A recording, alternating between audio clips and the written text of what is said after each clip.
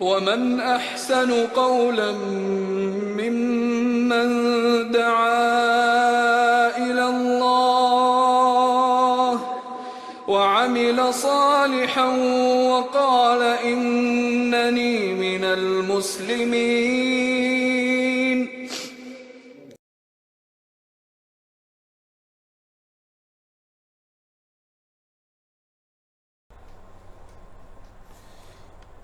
السلام عليكم ورحمة الله وبركاته. إن الحمد لله نحمده ونستعينه ونستغفره ونعوذ بالله من شرور أنفسنا ومن سيئات أعمالنا. من يهده الله فلا مضل له ومن يضلل فلا هادي له، وأشهد أن لا إله إلا الله وحده لا شريك له، وأشهد أن محمدا عبده ورسوله. أما بعد. Ikhwah, tuan-tuan dan puan-puan muslimin muslimat yang dirahmati Allah, pertamanya kita panjatkan kesyukuran ke hadrat Allah Subhanahu wa taala atas kesempatan yang diberikan untuk kita untuk pada malam ni kita sambung daurah kita dalam membahaskan kitab 10 prinsip penyucian jiwa karangan Syekh Abdul Razak bin Abdul Muhsin Al-Badr hafizahullah, di antara ulama besar di Madinah hari ini. 10 prinsip jiwa, kitab yang membahaskan tentang asas-asas untuk kita memulihkan jiwa kita, untuk kita memulihkan diri kita agar kita dapat bersihkan diri kita dan menghampirkan diri kita kepada Allah Subhanahu wa ta'ala, demi kita meraih ketenangan, kebahagiaan dan kegembiraan yang sebenar-benarnya. Tuan-tuan dan puan-puan, dalam 2 kuliah yang lepas atau 3 kuliah yang lepas, kita telah pun membahaskan prinsip yang pertama dan prinsip yang kedua, di mana dalam prinsip yang pertama, penyucian jiwa, seperti yang disebutkan oleh penulis Syekh Abdul Razak, beliau menegaskan bahawa tauhid mengesakan Allah Subhanahu wa taala dalam hal-hal ibadah itu merupakan asas atau prinsip yang pertama dalam penyucian jiwa. Adapun prinsip yang kedua ialah doa. Dengan kita berdoa, kita berikan penekanan, perhatian serta fokus dalam doa yang kita panjatkan kepada Allah Subhanahu wa taala untuk kita sucikan jiwa kita agar jiwa kita bergantung kepada Allah Subhanahu wa taala semata-mata, meminta dan memohon daripadanya semata-mata, kerana itulah ubudiyah, perhambaan yang sebenarnya bagi seorang muslim, ya. Baik, kemudian tuan-tuan dan puan-puan, pada malam ni kita akan bahaskan prinsip yang ketiga, di mana Syekh Abdul Razak ni mengatakan Al-Quran Al-Karim adalah sumber penyucian jiwa. Al-Quranul Karim manba'u tazkiyah wa ma'aniha, ya, wa ma'aniha.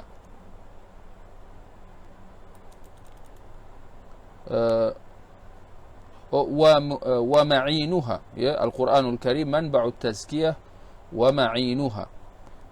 Al-Quran Al-Karim adalah sumber penyucian jiwa dan apa yang membantu ke arahnya, ya. Al-Quran Al-Karim dialah antara pendokong utama atau penyokong utama yang membantu kita ke arah kita menyucikan jiwa kita.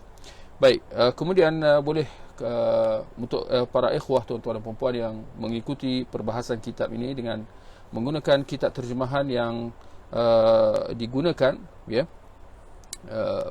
kitab terjemahan kitab ini yang diterbitkan oleh PIS, boleh lihat di muka surat 42, di mana penulis memulakan perbahasan prinsip yang ketiga ini dengan membawakan firman Allah laqad manna Allahu 'alal mu'minin idh ba'atha fihim rasulan minhum ba'atha fihim rasulan min anfusihim yatlu 'alaihim ayatihi wa yuzakkihim. Sesungguhnya Allah telah mengurniakan kepada orang-orang yang beriman setelah dia mengutuskan dalam kalangan mereka seorang rasul daripada kalangan mereka sendiri yang membacakan kepada mereka ayat-ayat Allah dan membersihkan mereka. Yatlu 'alaihim ayatihi wa yuzakkihim. Itu petunjuk dalil dalam ayat ini. Yang membacakan kepada mereka ayat-ayat Allah dan membersihkan mereka, ya. Membersihkan mereka, membersihkan akidah mereka daripada fahaman-fahaman yang menyimpang, di samping membersihkan jiwa mereka, ya, daripada hal-hal yang menodai jiwa, daripada hal-hal yang melibatkan maksiat, ya, bid'ah, syirik, kufur dan sebagainya, serta mengajar mereka kitab Allah dan al-hikmah, iaitu as-sunnah, ya, iaitu sunnah Nabi sallallahu alaihi wasallam. Ya, surah Ali Imran ayat 164. Kata penulis, perkara teragung untuk menyucikan jiwa ialah Al-Quranul Karim. Perkara teragung untuk menyucikan jiwa ialah Al-Quranul Karim, ya, yang merupakan kitab penyucian. Subhanallah, ya. Sedar tak sedar, Al-Quran merupakan kitab penyucian.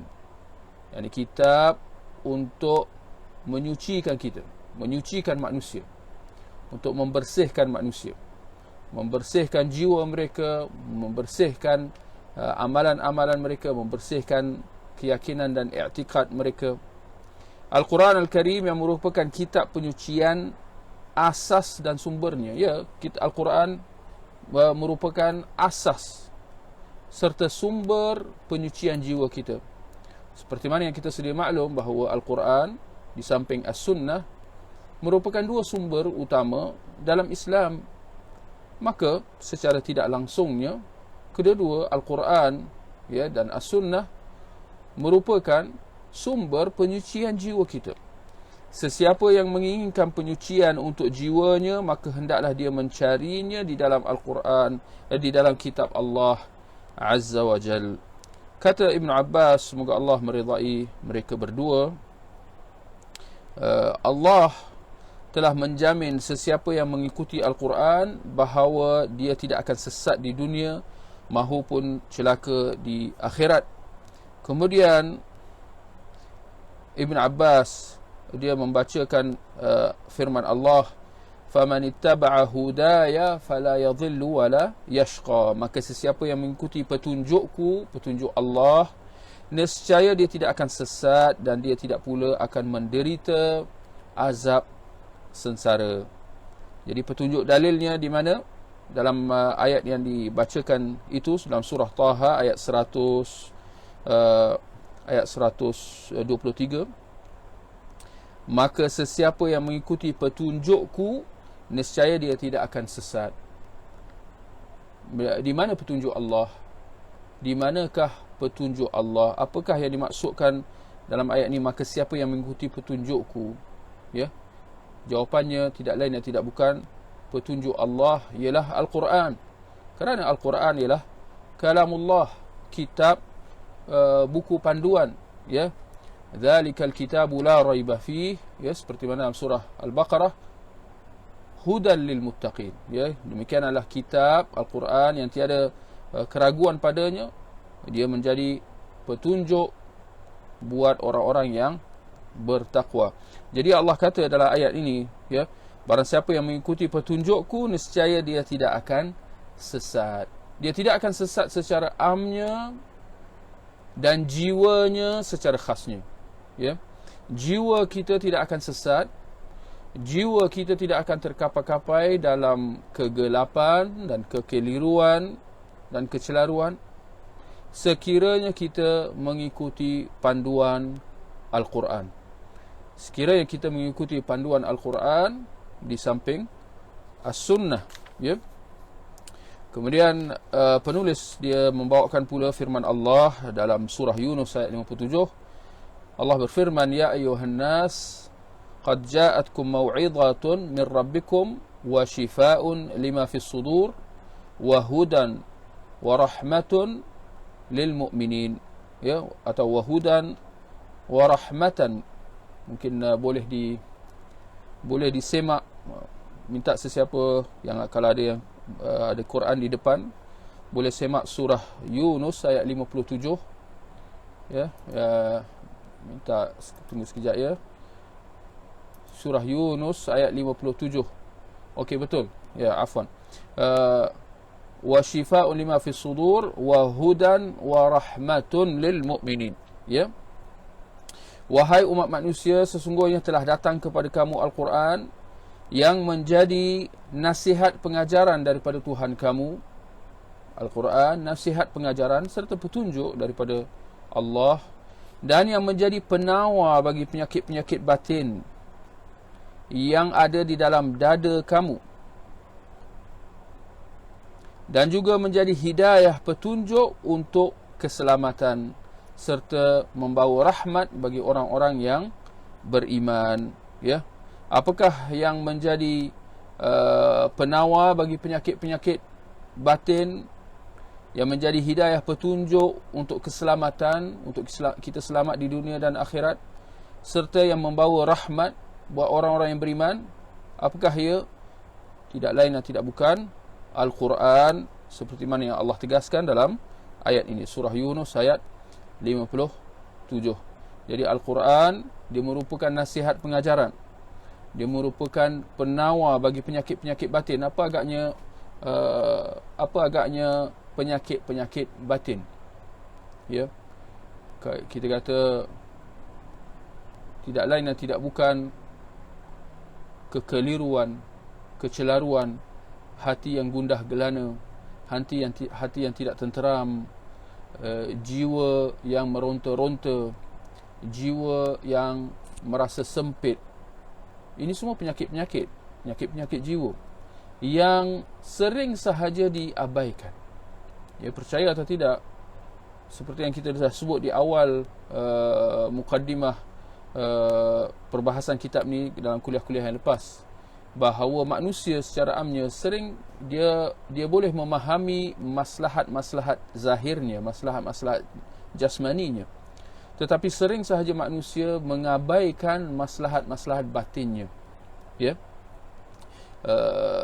Maslahat-maslahat jiwanya sering sahaja diabaikan, ya. Sebaliknya diberikan perhatian sepenuhnya kepada hal-hal jasmani seperti makan, minum, pakaian, tempat tinggal dan sebagainya. Ini hal-hal jasmani, hal-hal zahir.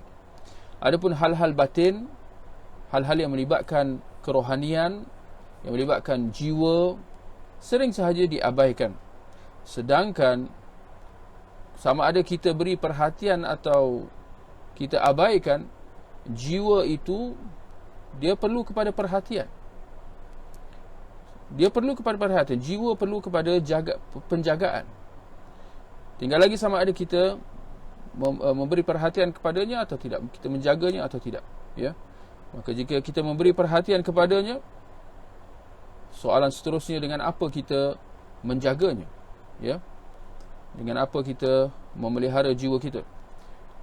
Maka kalau sekiranya seorang itu dia memberi perhatian kepada jiwanya berdasarkan panduan kepada Al-Quran, maka itulah sebaik-baik jagaan, ya.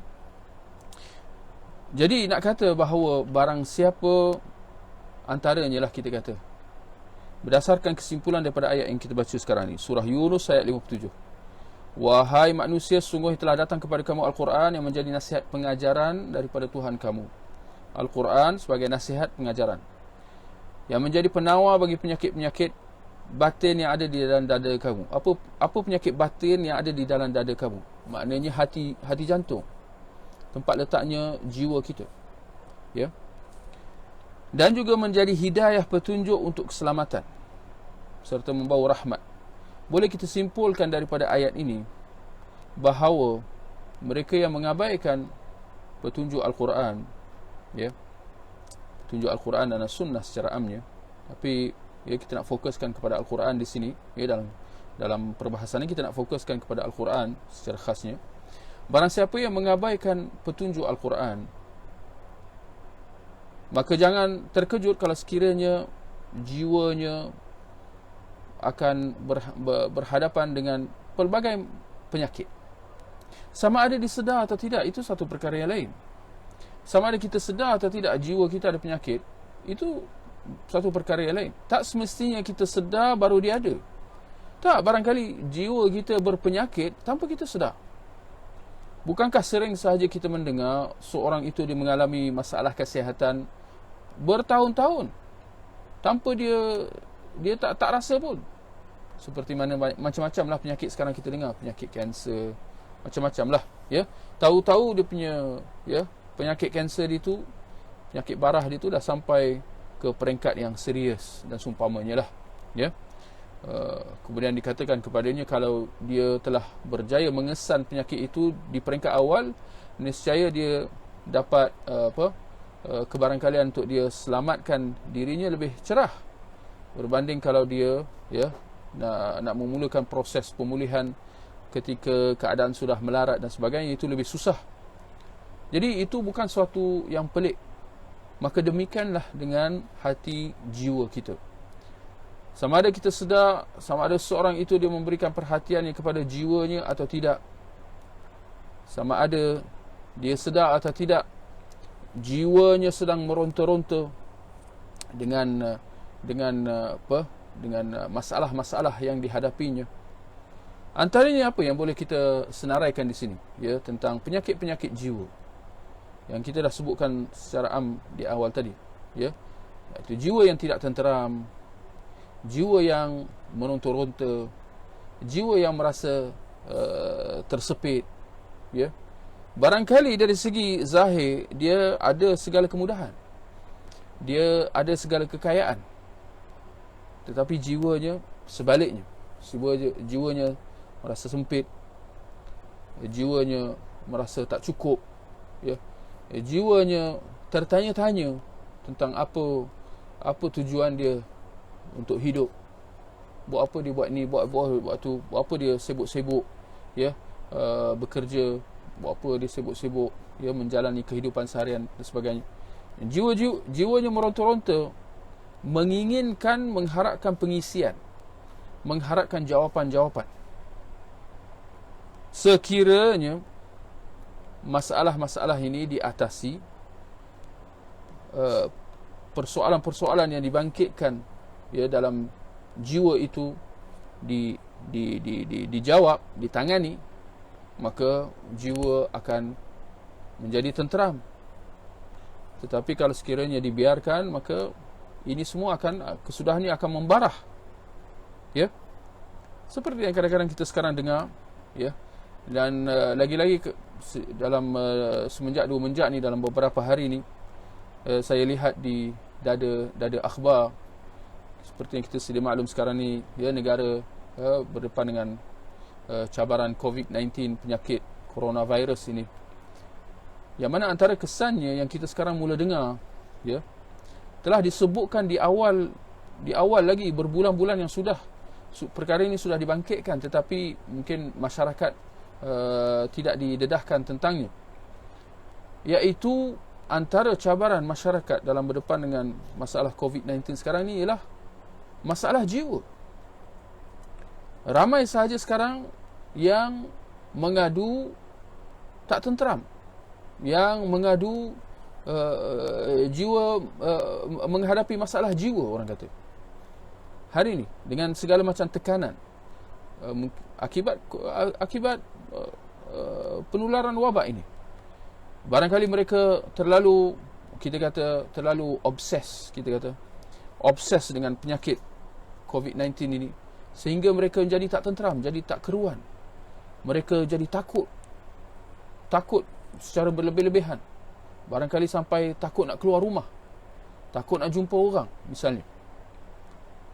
Dan kita kena sedar bahawa rasa takut dan sebagainya ini semua bermula di hati kita, ya. Jadi kesudahannya mereka hari demi hari mereka merasa tertekan.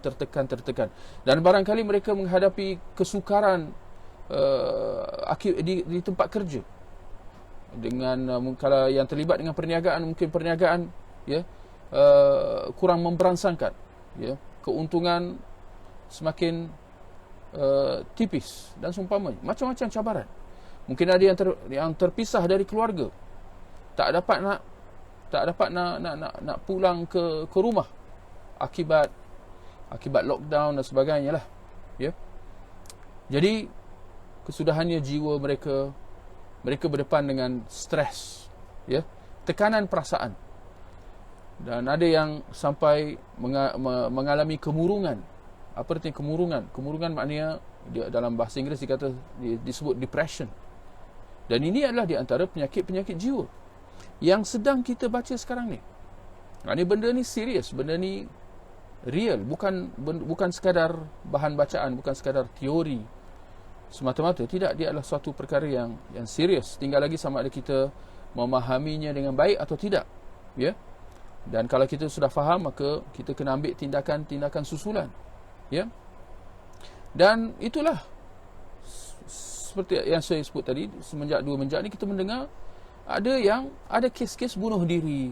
Lihat, benda ni bahaya, bendanya serius. Masalah jiwa, masalah kesihatan jiwa, masalah tekanan perasaan, dia boleh membawa implikasi yang cukup berat. Kalau dah sampai bunuh diri, itu kita kata itu kemuncak musibah. Betul atau tidak? Kalau dia dah bunuh diri, apa yang boleh lagi dibuat? Maknanya dia telah mengambil tindakan yang paling drastik. Pada ketika mana dia menyangka bahawa dengan perbuatan dia itu akan selesai masalah dan seumpamanya. Sedangkan kita sebagai seorang Muslim, kita memahami bahawa tindakan yang seperti itu, tindakan membunuh diri, ini sama sekali tidak akan selesaikan masalah. Bahkan dia adalah perbuatan dosa besar, yang diancam pelakunya oleh Allah Subhanahu Wa Taala. Tapi itulah kita kena faham, gara-gara jiwa, masalah penyakit jiwa tidak ditangani dengan baik. Baik, seterusnya tuan-tuan dan puan-puan, Ibnul Qayyim rahimahullah, dia berkata, Al-Quran merupakan penyembuh yang sempurna daripada segala jenis penyakit hati dan badan, serta segala macam penyakit dunia dan akhirat.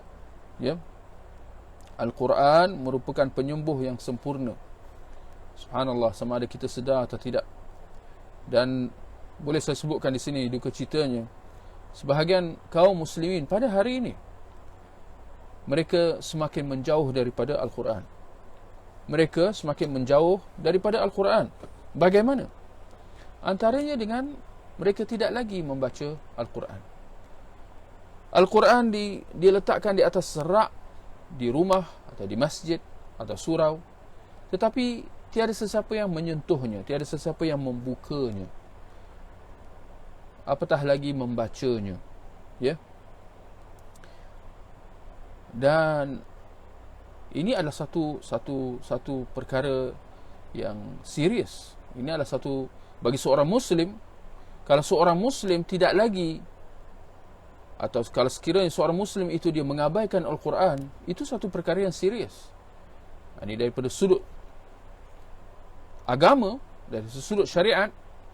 Kalau sekiranya kalau kita mengabaikan Al-Quran dari segi membacanya, kita buka Al-Quran, kita tak lagi baca, kita hanya membacanya ketika salat dan seumpamanya, itu pun kita baca ayat surah-surah yang ringkas dan seumpamanya, adakah itu memadai? Adakah itu tindakan yang wajar bagi seorang Muslim? Jawapannya tidak sama sekali.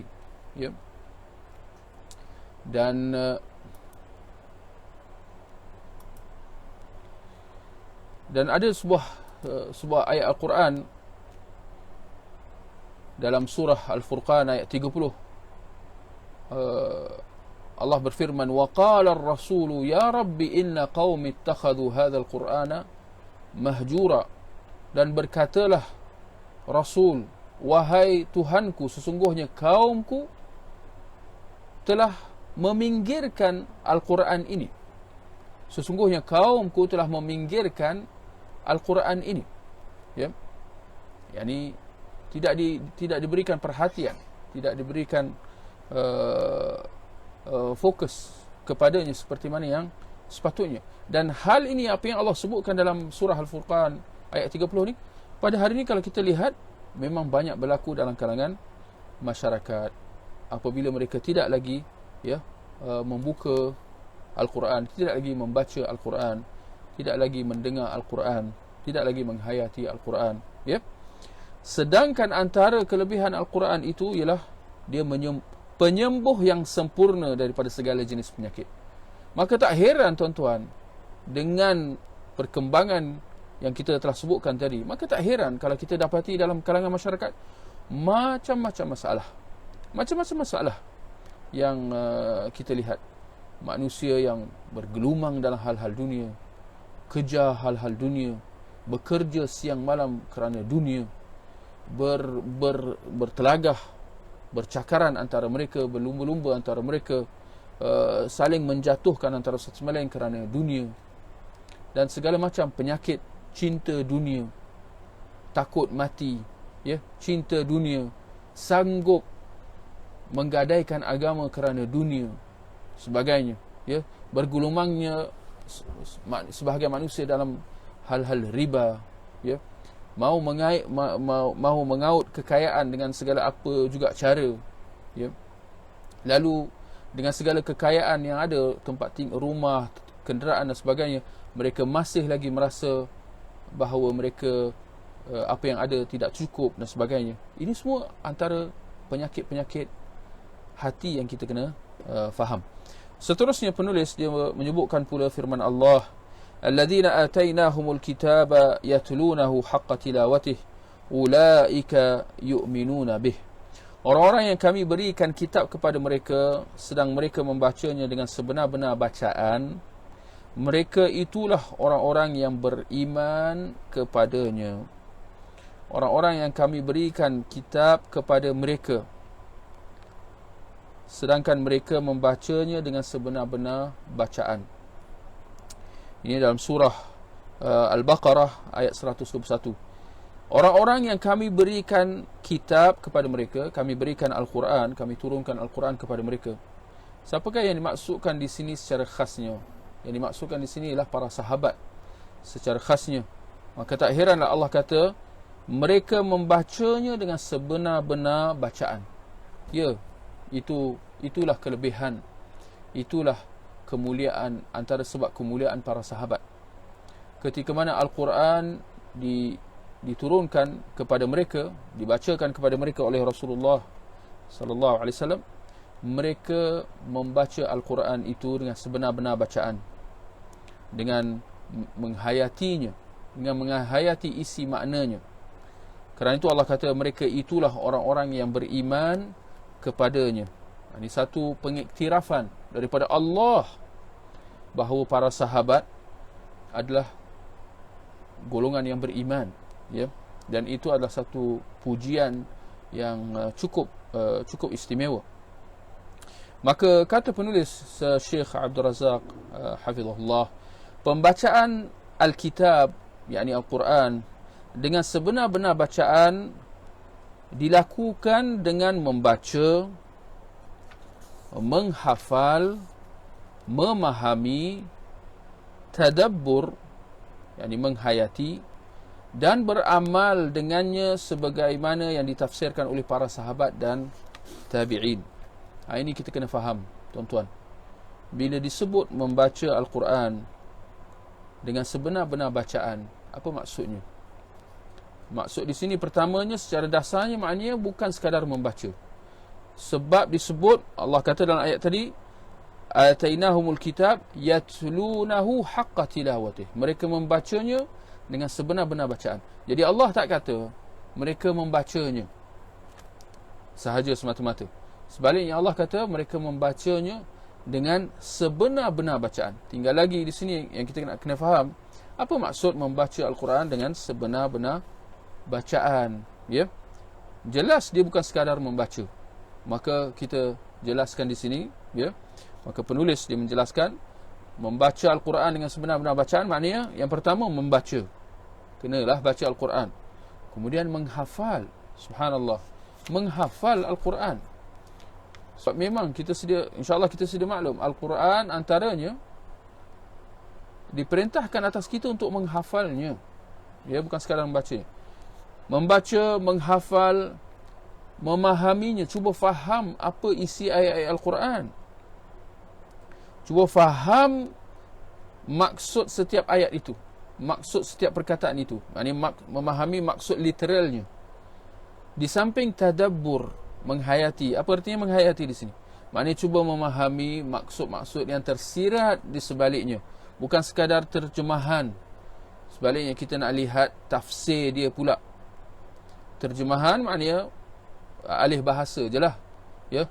Tetapi sering saja kita mendapati bahawa Al-Quran, apa yang dimaksudkan bukan sekadar maksud zahirnya.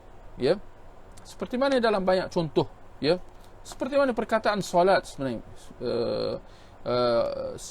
Kalau kita lihat dalam banyak Al-Quran menyebut perkataan solat. Wa aqimus salah. Dan dirikan solat. Sedangkan solat dari segi terjemahan bahasa Arab maknanya doa.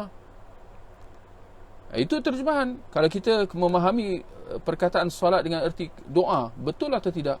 Kita kata betul. Tetapi adakah kita menghayati maksud dan dirikan solat? Adakah dengan kita sekadar menadah kedua tangan kita berdoa? Jawapannya tidak. Jadi ini maksud kita kena tadabbur. Kita kena hayati. Bukan sekadar terjemahan, bahkan tafsirnya. Tafsiran ayat-ayat Al-Quran. Dan beramal dengannya sebagaimana yang ditafsirkan oleh para sahabat dan tabi'in. Kenapa para sahabat dan tabi'in? Kerana mereka lah sebaik-baik umat Islam. Mereka lah umat Islam yang paling dekat dengan Rasulullah, yang lebih faham tentang Al-Quran yang dibacakan kepada mereka. Ya, para sahabat, Al-Quran dibacakan secara langsung kepada mereka oleh Rasulullah sallallahu alaihi wasallam. Maka mereka lah orang yang paling faham, ya, berkenaan isi makna Al-Quran berbanding generasi umat Islam yang datang selepas mereka. Jadi lihat, ini semua kita kena muhasabah. Kita kena bermuhasabah, ya. Memang antara ciri seorang Muslim itu dia sentiasa bermuhasabah. Betul atau tidak? Kita sebagai seorang Muslim, bolehkah kita mendabik dada, menganggap diri kita sudah bagus, ya, sudah baik, sudah sempurna, sudah terjamin, ya, keadaan kita di akhirat? Saya kira kita semua, ya, akan menegaskan bahawa tidak seperti itu sama sekali. Sebaliknya seorang Muslim itu dia sentiasa bermuhasabah, sentiasa berusaha memperbaiki diri dia, meningkatkan imannya dengan ilmu dan kefahaman di samping amal, ya. Jadi demikian jugalah, ya, kita kena bermuhasabah sejauh mana interaksi kita dengan Al-Quran.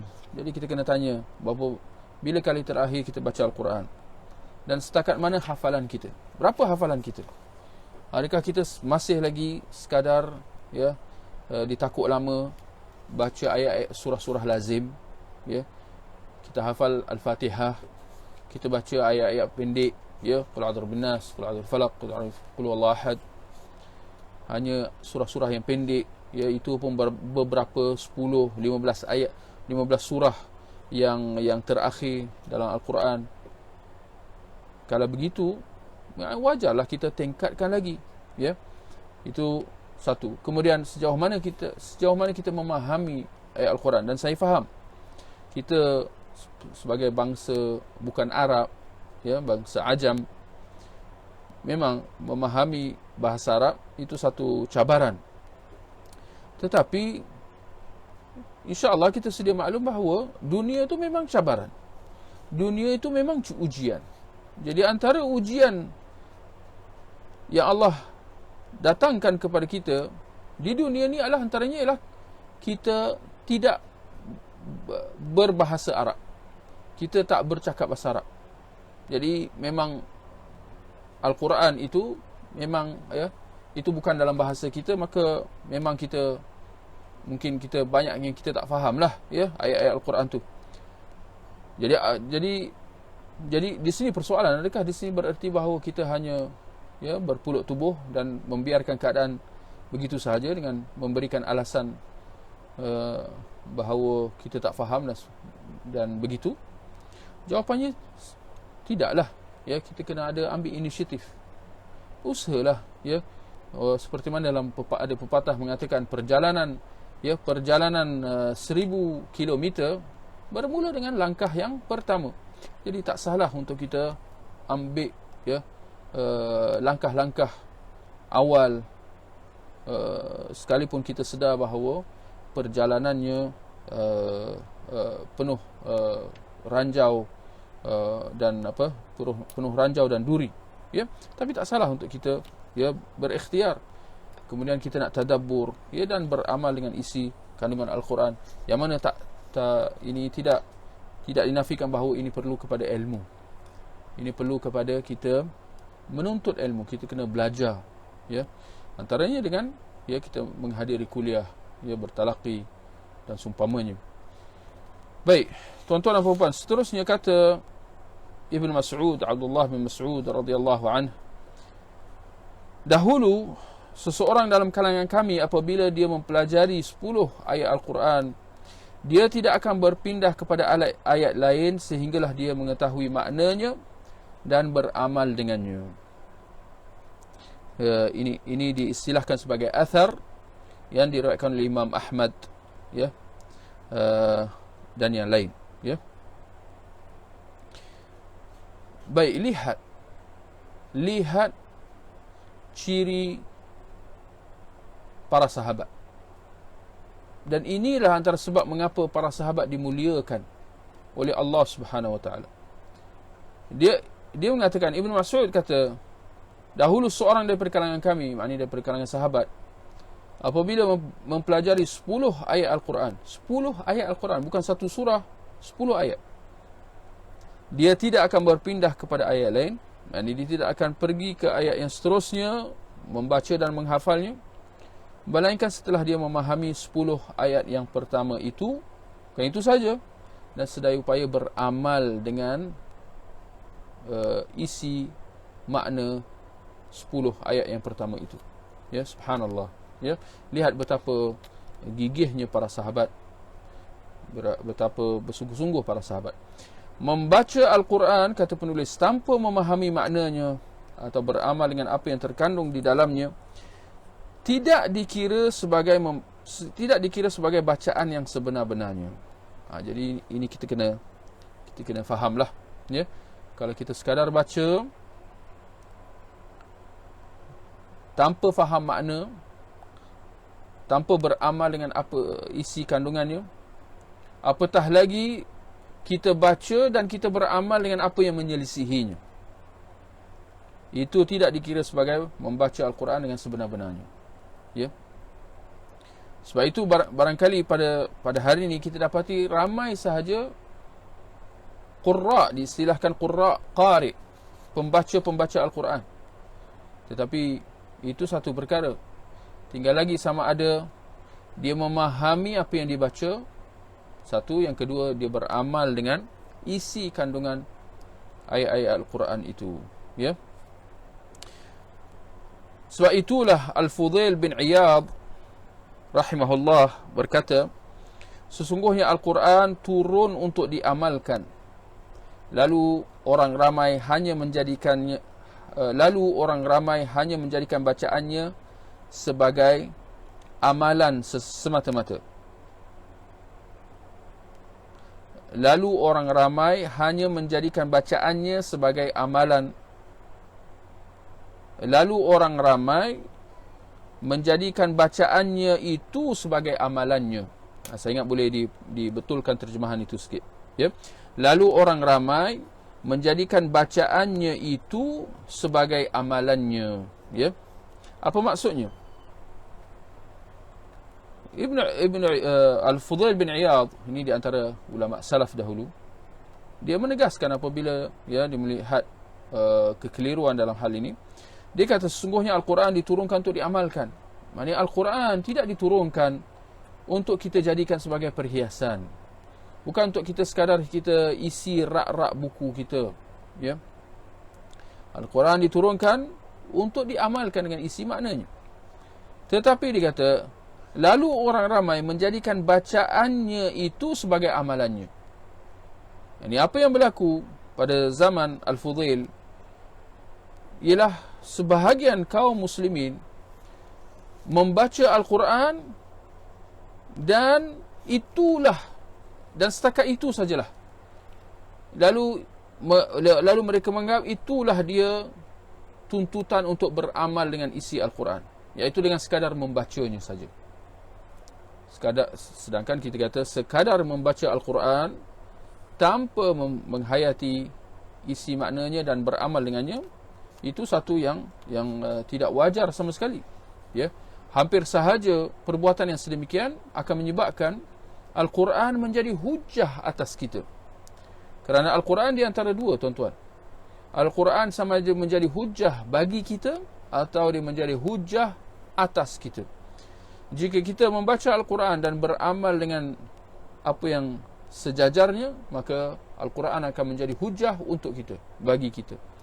Tetapi jika kita membaca Al-Quran lalu kita tidak beramal dengan isi maknanya, Al-Quran waktu itu akan menjadi hujah atas kita di hari akhirat kelak. Ya, apabila Allah mengizinkan Al-Quran itu berbicara, lalu Al-Quran itu akan menjadi saksi mengatakan bahawa si fulan dia membaca Al-Quran, dia membaca aku, tetapi dia tidak beramal dengan isi maknanya dan seumpamanya. Jadi menjadi satu kerugian dan satu ancaman atas mereka yang bertindak sedemikian. Dan boleh saya sebut di sini, tuan-tuan dan puan-puan, pada hari ini, tinggal lagi kita kena muhasabah lah. Pada hari ini, rata-rata mungkin kerana sibuk dengan dunia dan sebagainya, mereka abaikan Al-Quran. Kemudian dalam kalangan yang membaca Al-Quran, mereka membacanya tanpa menghayati isi maknanya. Atau dalam kalangan mereka yang membaca Al-Quran, ternyata mereka hanya memilih surah-surah yang tertentu sahaja. Ini pun tak wajar juga, tuan-tuan. Dan ini memang boleh kita lihat dalam masyarakat lah. Apabila mereka mengkhaskan surah-surah yang tertentu sahaja untuk mereka baca.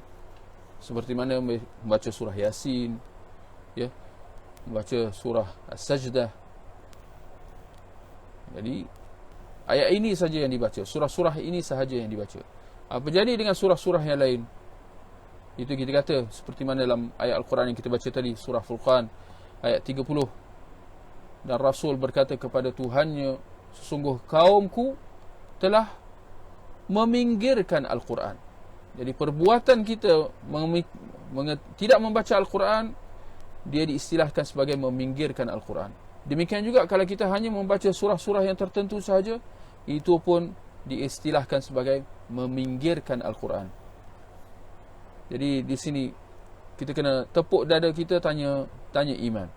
Adakah kita mahu tergolong dalam kalangan mereka yang membaca Al-Quran dengan sebenar-benar bacaan, atau adakah kita mahu tergolong dalam kalangan mereka yang meminggirkan Al-Quran?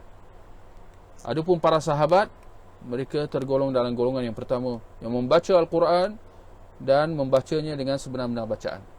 Berbeza dengan mereka yang lalai dan sebagainya, mereka meminggirkan Al-Quran. Jadi satu perkara yang tidak wajar sama sekali. Allah turunkan Al-Quran sebagai petunjuk, panduan untuk kita, lalu kita mengetepikannya, meminggirkannya, tidak mahu memberikan perhatian kepadanya dan sebagainya. Sedangkan itu kalamullah, turun daripada 7 langit, turun daripada arash, turun dari Allah terus, lalu disampaikan kepada kita oleh Rasulullah. Tetapi kemudian kita kata, tak perlulah, saya lebih rela untuk nak baca, pada hari ini mungkin nak baca Facebook, nak baca akhbar, nak hal-hal dunia. Kita lebih gemar mendengar kalam manusia berbanding kalam Allah Subhanahu wa ta'ala.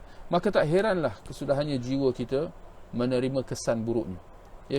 Kesudahannya jiwa kita merana, jiwa kita kekosongan, jiwa kita merasa ketidakketenangan, sentiasa dalam keadaan terumbang ambing, sentiasa jiwa kita jadi berbolak-balik, dan sebagainya, ya, macam-macam penyakit jiwa. Antaranya akibat kita meminggirkan Al-Quran. Jadi kemudian di akhir perbahasan prinsip yang ketiga, prinsip ketiga penyucian jiwa ini, kata penulis, apabila Allah Azza wa Jalla telah memuliakan hamba-Nya dengan bacaan Al-Quran, tadabbur, menghayati maknanya, serta bermujahadah, yakni bersungguh-sungguh untuk mengamalkannya, beramal dengan isi Al-Quran, maka dia akan mencapai bahagian yang besar dalam penyucian jiwa. Dia akan mencapai bahagian yang besar dalam penyucian jiwa. Ya. Baik, ikhwah.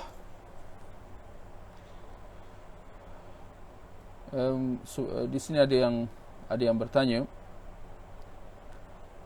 Saudara Muhammad Azuddin, dia kata, boleh tak kita pasang bacaan MP3 Al-Quran untuk anak-anak kecil yang hendak tidur? Saya kira itu bagus, ya. Kita jinak-jinakkan anak kita, itu kita kata itu sebagai satu pendekatan lah, satu pendekatan untuk mendidik anak kita membaca Al-Quran, mendidik anak kita supaya suka Al-Quran, ya. Jadi disebut tadi, boleh tak kita pasang bacaan MP3 Al-Quran untuk anak-anak kecil yang hendak tidur? Saya kira insya-Allah tidak ada masalah, ya. Tidak ada masalah, bahkan insya-Allah itu ada kesan baiknya, yes. Kerana kesudahan dia antara kita memperdengarkan muzik, ya, boleh kita buat perbandingan Al-Quran lawan dia apa? Kita kata muzik lah contoh. Antara kita membiarkan anak-anak mendengar muzik dengan Al-Quran, mana yang sepatutnya? InsyaAllah kita semua sepakat mengatakan, ya, semestinya Al-Quran, ya. Jadi antaranya ialah nak diperdengarkan bacaan ayat-ayat suci Al-Quran apabila anak-anak nak tidur. Jadi saya ingat itu satu benda yang bagus. Tinggal lagi boleh saya sebutkan di sini, ya. Antara kita membaca Al-Quran dan mendengar Al-Quran, ada yang mana yang lebih utama, yang mana yang lebih bagus? Dan adakah kalau kita sekadar mendengar Al-Quran pahalanya berkurang? Kita kata dari segi bagus tak bagus, itu satu relatif. Ada kalanya kita membacanya lagi bagus, dan ada kalanya kalau kita mendengarnya pun lagi bagus. Bergantung kepada situasi dan keadaan. Tetapi tak dinafikan bahawa kita disuruh melakukan kedua-duanya, membaca dan mendengar. Seperti mana dalam solat kita lihat. Dalam solat, kalau imam dia akan baca, adapun makmum di belakang dia akan mendengar. Maka demikian kita dalam kehidupan seharian. Ada kala kita membaca Al-Quran dan ada kala kita mendengar. Bila masa kita nak baca, bila masa kita nak dengar, kita kata kita pilih yang mana yang lebih kita rasa bermanfaat bagi kita, yang kita rasa bersemangat untuk melakukannya, yang hati kita akan lebih, ya, khusyuk menghayatinya.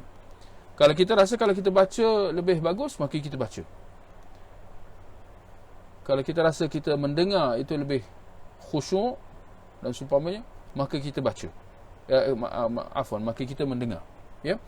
Jadi kedua-dua cara itu bagus, ya, disuruh, dituntut. Tinggal lagi, ya, adakah kalau sekadar mendengar Al-Quran pahalanya berkurang? Kita kata insya-Allah tidak. Insya-Allah pahalanya terjamin di sisi Allah walaupun kita sekadar mendengar. Kerana itu antara apa yang diperintahkan oleh Allah Subhanahu Wa Taala dalam Al-Quran. Allah kata apa dalam Al-Quran? Wa idza quri'a Al-Quran fastami'u lahu wa ansitu. Dan apabila Al-Quran dibacakan, maka dengar dan diam. Maknanya kita memang disuruh supaya menghayati bacaan ayat-ayat suci Al-Quran. Maksudnya apa di situ?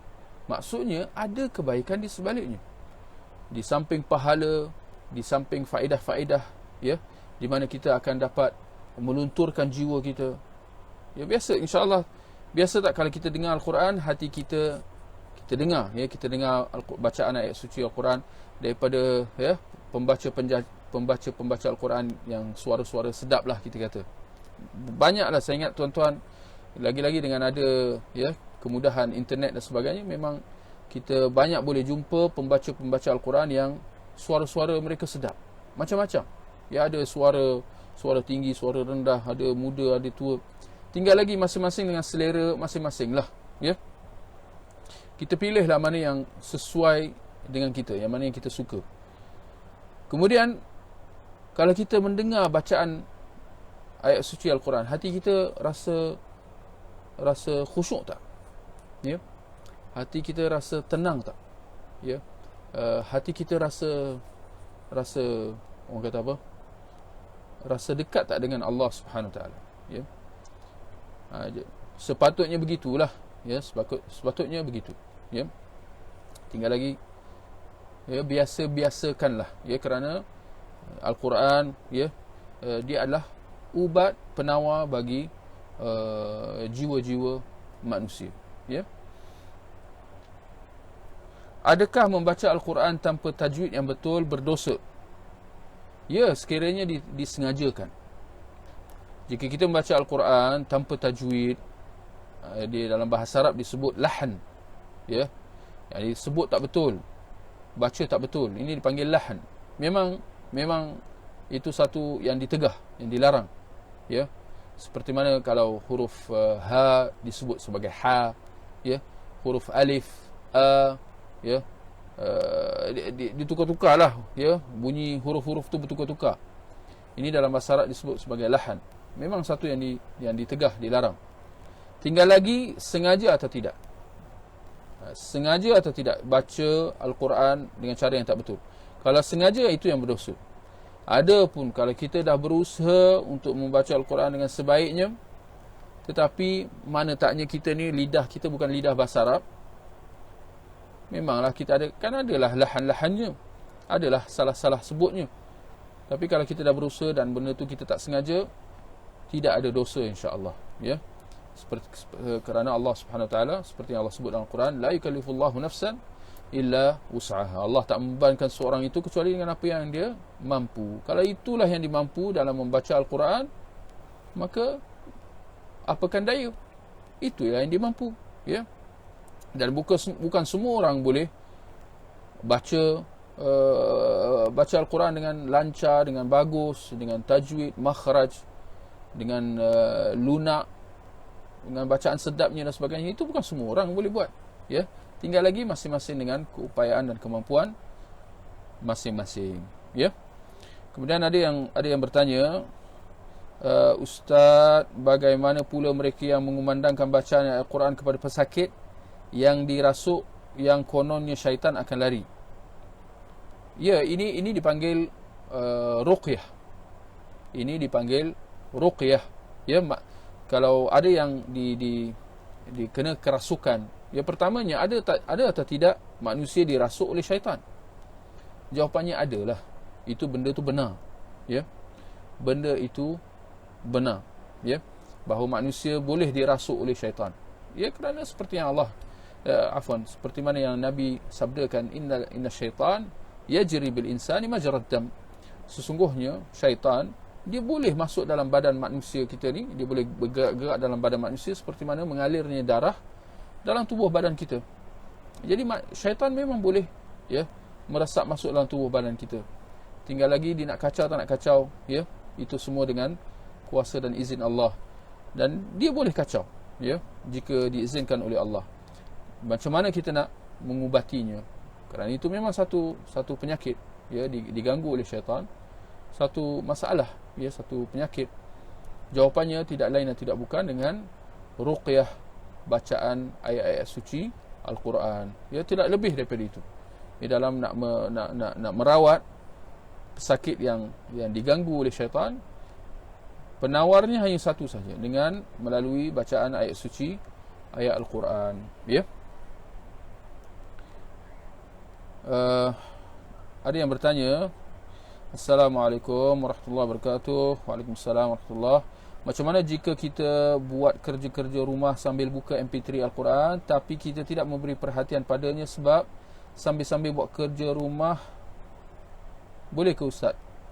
Tak kalau kita di rumah, ya, kita pasang Al-Quran, tapi sambil kita pasang kita biarkan Al-Quran, bacaan Al-Quran dibaca, kita nak buat kerja rumah.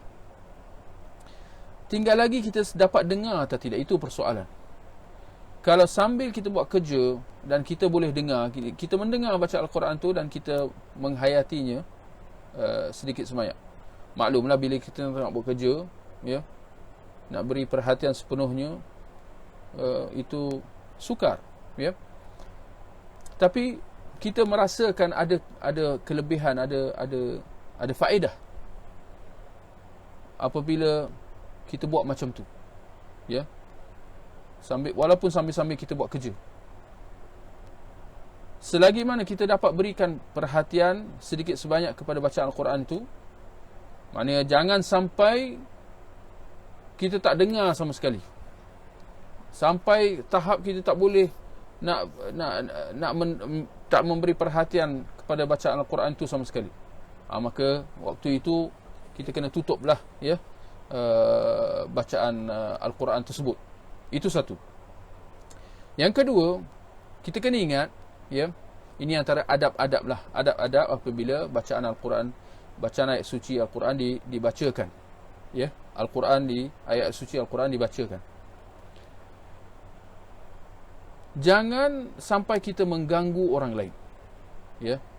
Jangan sampai bacaan ayat suci Al-Quran itu mengganggu orang lain. Seperti mana kadang-kadang kita lihat di setengah masjid, kadang-kadang sebelum masuk waktu sebagainya, mereka memperdengarkan bacaan ayat suci Al-Quran di corong-corong mikrofon masjid. Kita kata itu tidak wajar, ya. Kerana antara adab yang Allah perintahkan, seperti yang kita sebut dalam ayat suci Al-Quran tadi, wa idza quri'a al-Qur'anu fastami'u lahu wa ansitu, dan apabila dibacakan ayat suci Al-Quran maka diam dan dengar. Tinggal lagi kalau sekiranya kita memperdengarkan bacaan ayat suci Al-Quran itu dalam keadaan, dalam suasana kita nak paksa orang dengar. Seperti dalam contoh corong masjid tadi itulah. Mereka memperdengarkan bacaan ayat Al-Quran sebelum masuk waktu. Kalau dengan mikrofon macam tu, memang semua orang akan dengar. Tetapi apakah semua orang yang mendengar bacaan ayat Quran itu boleh bersedia untuk diam dan dengar? Sedangkan itu adabnya. Kita kata jelas, bukan semua orang ada kesediaan untuk diam dan dengar. Ketika mana masing-masing ada urusan dan hal masing-masing. Jadi perbuatan sedemikian memang tidak wajar. Memaksa orang untuk dengar Al-Quran tak wajar. Ya, kita dalam bab agama tidak boleh kita nak paksa. Ya, kalau nak paksa orang Islam, nak paksa manusia masuk Islam, itu pun tidak dibenarkan. Apatah lagi nak paksa orang dengar ayat suci Al-Quran. Jadi kita kena hati-hati. Kalau kita nak dengar, walaupun sambil-sambil kita buat kerja, ya, selagi mana kita boleh beri perhatian, bagus. Selagi mana tidak sampai mengganggu orang lain. Ya, kalau ada orang-orang lain yang mungkin tak ada kesediaan untuk nak mendengar, maka kita jangan perdengarkan untuk semua. Kita seorang-seorang yang dengar dengan mikrofon, dengan apa yang panggil headphone dan sebagainya. Itu yang terbaik, ya. Baik. Ada yang bertanya di sini, dalam tempoh PKPB ni, bolehkah membaca Al-Quran dengan melihat mushaf ketika solat berjemaah di rumah bersama keluarga? Boleh tak kita bila kita nak solat berjemaah, ya, imam nak pegang mushaf dan baca terus? Kita kata afdalnya dengan hafalan. Afdalnya dengan hafalan kita. Itu yang terbaik. Itu yang ditunjukkan oleh Nabi sallallahu alaihi wasallam. Tinggal lagi kalau kita rasa ada keperluan dan ada faedah kelebihan dengan kita membaca ayat-ayat lain, ya, kalau ayat yang sama je itu ya akan menimbulkan suasana jemu, bosan dan seumpamanya. Jadi kita rasa ada faedah untuk kita baca Al-Quran, baca ayat-ayat lain, surah-surah yang lain, tetapi kerana kita tak faham, kita terpaksa pegang mushaf. Kita kata insya-Allah di situ ada ruang, ya, ada keluasan. Tapi dengan syarat kita kena kurangkan pergerakan kita dengan sedaya mungkin. Kurangkan pergerakan, maknanya pergerakan nak pegang, ya, dan sebagainya. Kita kena kurangkan sebaik mungkin. Jangan kita memperbanyakkan gerakan-gerakan selain daripada gerakan-gerakan solat, ya, kerana ini semua bertentangan dengan perintah supaya kita khusyuk, ya, ketika solat, ya. Ada yang bertanya, adakah bertalaki melalui online sama kedudukannya dengan bertalaki secara bersemuka? Adakah online itu dipanggil bertalaki? Ya, kalau kita lihat dalam sejarah umat Islam zaman berzaman, umat Islam mereka menuntut ilmu dengan dua cara. Yang pertama secara bertalaki, yakni bersemuka. Talaki maknanya bersemuka. Liqa, ya. Yalqa, itu kata dasar dia lah. Yalqa, laqiya, ya, maknanya berjumpa, bertemu. Maka datanglah perkataan talaqi, ya, maknanya secara bersemuka, secara berdepan. Itu cara yang pertama, cara menuntut ilmu yang pertama. Yang kedua dengan membaca buku, ya. Seperti mana kita, ya, membaca Al-Quran, antaranya itu kita menuntut ilmu juga, ya. Bagaimana dengan kita menuntut ilmu secara online? Adakah itu juga dipanggil talaqi? Jadi kita kena jelaskan di situ, ada perbezaan lah di situ. Kerana jelas kalau melalui online itu tidak bersemuka, tetapi dipanggil bertemu di alam maya dan seumpamanya lah. Maka dia bukan bertemu secara berdepan, secara bersemuka. Ada perbezaan? Semestinya kita kata adalah perbezaannya. Ya, seperti mana yang kita semua sedia maklum, ya, bertemu secara bersemuka dengan bertemu secara online di atas talian, ia tak sama. Jadi boleh tak dipanggil secara itu bertalaqi juga? Kita kata tak boleh lah, ya. Sebaliknya kita kena jelaskan supaya orang jangan keliru. Ya, mungkin ada yang kata, oh aku belajar dengan si fulan dengan secara bertalaqi. Tetapi apa yang kita maksudkan ialah online. Tapi kalau kita sebut macam tu, orang akan salah faham. Dan itu satu bentuk mengelirukan orang. Lalu orang kata, oh masya-Allah, hebatnya kau banyak bertalaqi dengan si fulan daripada ulama-ulama besar dan sebagainya.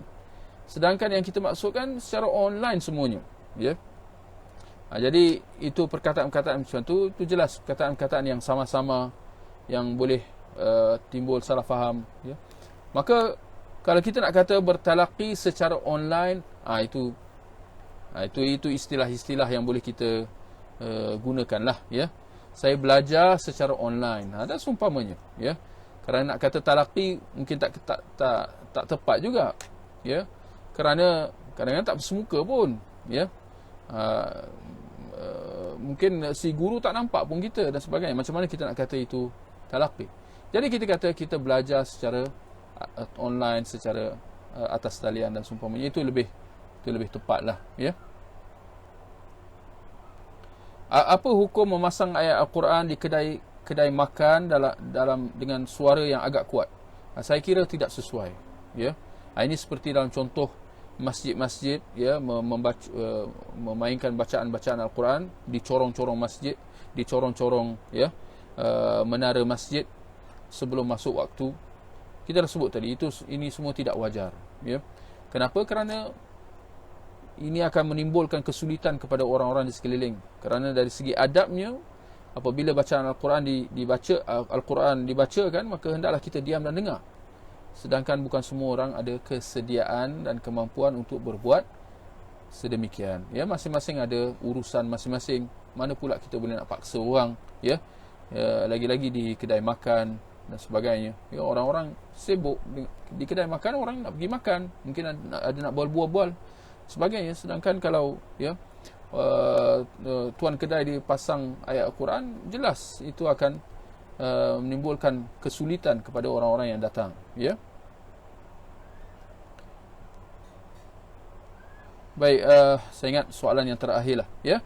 Bagaimana menasihati seorang yang sudah berumur 50-an yang mengaku tidak pandai membaca Quran, sekadar memasang MP3, contoh mendengar MP3 Al-Kahfi pada hari Jumaat?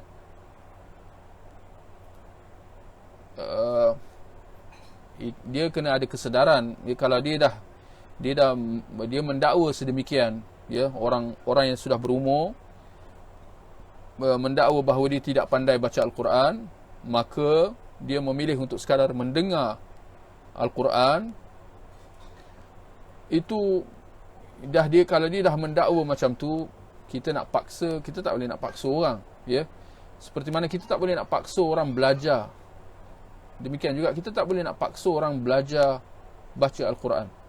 Kita nak paksa macam mana kalau dia sendiri tidak ada kesungguhan dan keinginan untuk nak belajar Al-Quran. Jadi saya kira apa yang boleh kita sarankan, kita boleh sarankan supaya dia belajar membaca Al-Quran. Atau kalau kita ada kemampuan, kita sendiri cuba ajar dia membaca Al-Quran. Itu pun dia kena bergantung kepada sejauh mana kesediaan dia untuk belajar. Dan yang bertanya tadi, dia kata orang tu umur dia pun dah lanjut, umur dah 50 lebih. Dan kita kena sedarlah, orang yang kalau umur dia dah lanjut, kalau nak belajar agak sukar, ya. Sebab tu proses pembelajaran perlu ditekankan ketika awal usia, kerana memang manusia macam tu. Kalau di peringkat awal memang mudah untuk dia nak cerap, mudah untuk dia nak belajar, mudah dia nak tangkap, ya, mudah untuk dia nak berlatih. Tapi kalau umur sudah lanjut, akan ada banyak kesukaran, ya. Jadi itu hakikat dia lah, ya. Tapi saya kira kalau dia ada keinginan untuk mendengar Al-Quran, walaupun tak nak baca sebab tak tahu baca, tapi dia mendengar Al-Quran, saya kira itu pun sudah bagus, ya. Tapi dia sebut dia dengar surah Al-Kahfi saja, kita kata bolehlah kita nasihat supaya dia dengarlah yang lain juga, ya. Jangan Al-Quran bukan hanya surah Al-Kahfi, banyak surah-surah yang lain, ya. Macam itulah, ya. Baik, ikhwah, tuan-tuan dan puan-puan, saya kira sampai di situ saja untuk kita pada malam ni. Kita akhiri dengan tasbih kafarah. Subhanakallahumma wa bihamdika, asyhadu an la ilaha illa anta, astaghfiruka wa atubu ilaik. Wa sallallahu ala nabiyyina Muhammad wa ala alihi wa sahbihi ajma'in. Wassalamu alaikum warahmatullahi wabarakatuh.